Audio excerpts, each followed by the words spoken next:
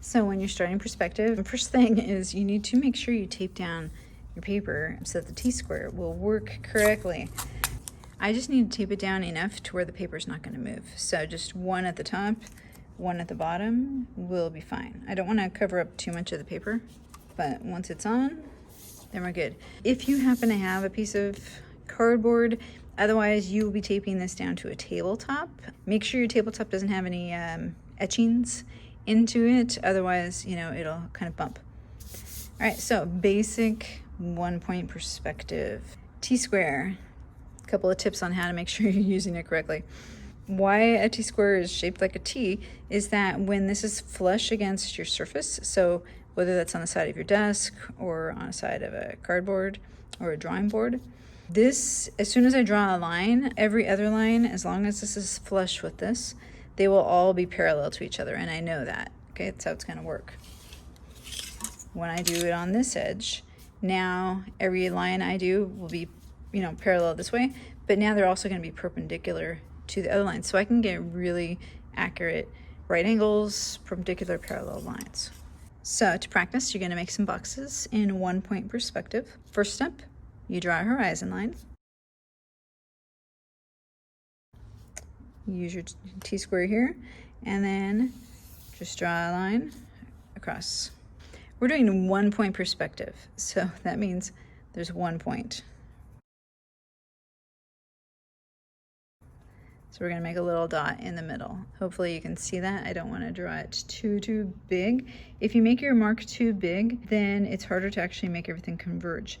Because what we're going to do is we're going to make it look like everything is coming to this 1 point. It's like when you're standing looking down a street, the sides of the street look like they're coming and they're meeting here. So if you make a really huge dot, these lines might not actually be meeting up. Just make sure your dot is not too big. So we got a horizon line, and that's our vanishing point. VP, vanishing point, because that's where all of our information is going to converge, come together, and it's also going to kind of vanish off into the distance. So for now, we're just going to practice making boxes in 1-point perspective. So I'm using the top of my board right here. I'm just going to make a square or a rectangle. So to make 2 lines, roughly the same. Okay, if they're not, it's okay. Now I'm going to connect the 2 lines. So at this point, I'm going to choose this one and just erase this. Make sure that you are using light pressure on these. One thing that happens, this is kind of your what not to do, as people are learning, they tend to do this and then dig into their paper. And that's a pretty permanent line. It is etched in there. It's like grooved into my paper. I'm not really going to be able to erase this without leaving a ghost line. So as I'm learning how to trust the T-square, I need to make sure that I'm just barely putting pressure on it. So back to our box. So now we have this, and we have vanishing point. Make a box, and then from these 3 corners, this farthest corner I'm gonna leave for now. I'm not gonna do anything with it, but from these 3 corners, I'm gonna draw a line that connects this corner to my vanishing point. Another tip, if I hold my pencil like this, I'm getting 1 angle. If I'm here, I'm actually closer. So try to stay consistent. If I kind of know where my pencil mark is going to be here, then I can kind of do that. And nice, really light, low pressure line. Low pressure. You don't want to stress our lines up. All right, and they're there.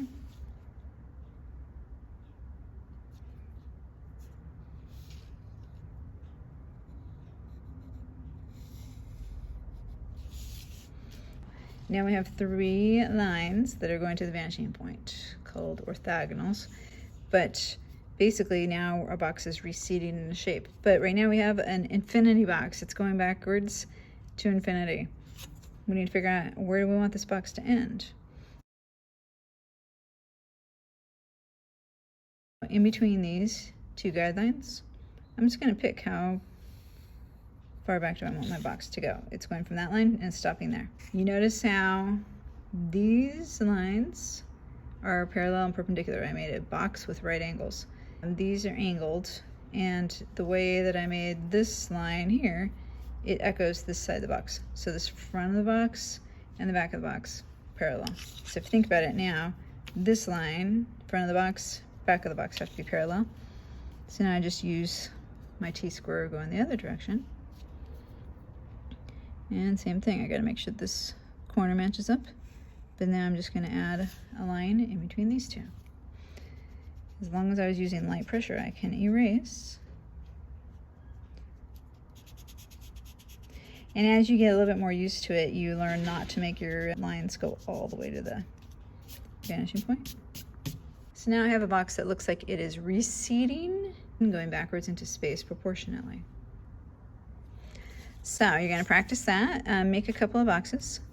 One thing to notice is that if you make a box on the horizon line, so once again, I'm using the edge, I'm making sure that this is a right angle. I can make a box or rectangle here. Note the light pressure.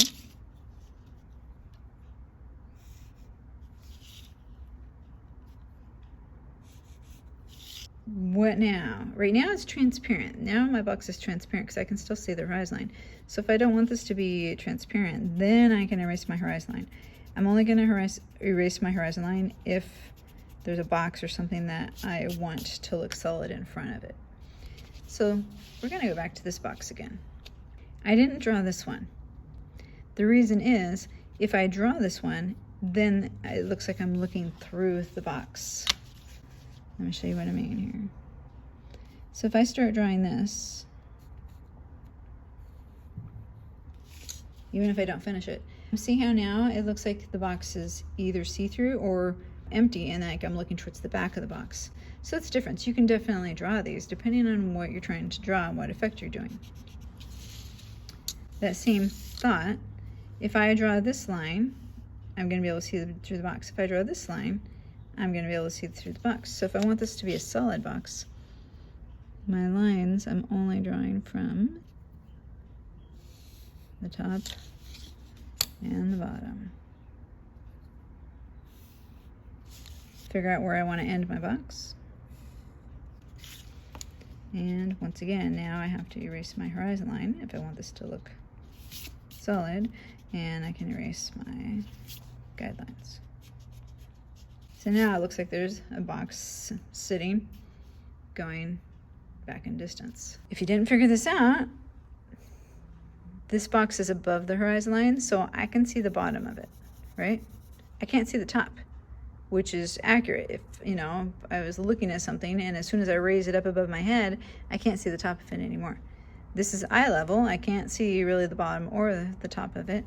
If I did a box down here, it would be the opposite of this. I would see the top, but not the bottom because it's below. Horizon line, another way to think of it, is eye level. This is eye level. As things go up, you're not seeing the top, you're just seeing the bottom of it. As they go down below eye level, you can see the tops now, but not the bottom.